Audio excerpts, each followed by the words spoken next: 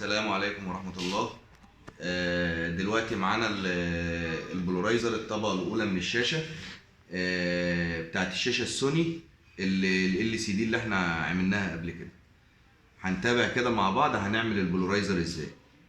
أول حاجة بنجيب موس كده وندخله ما بين طبقات الشاشة كده زي ما احنا شايفين.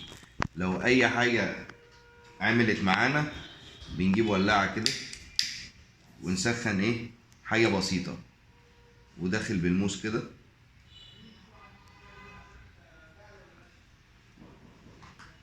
وواحدة واحدة بقى بالموس كده واحدة واحدة.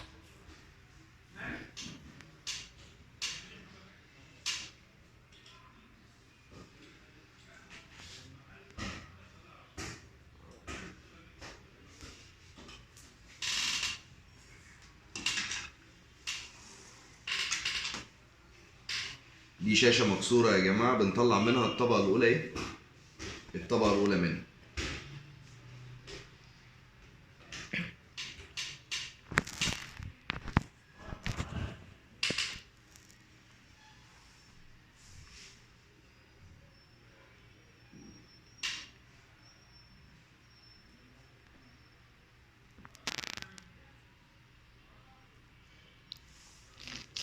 زي ما احنا شايفين كده واحدة واحدة.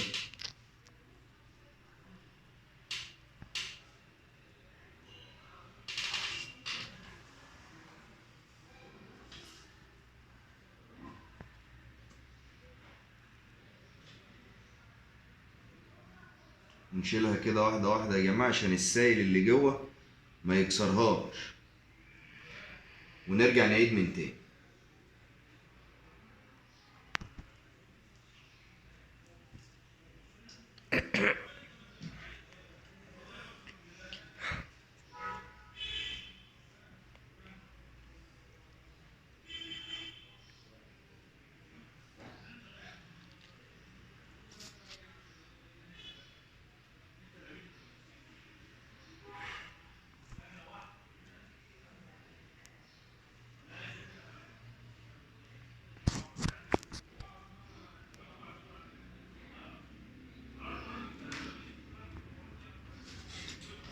ادي يا جماعة الشاشة.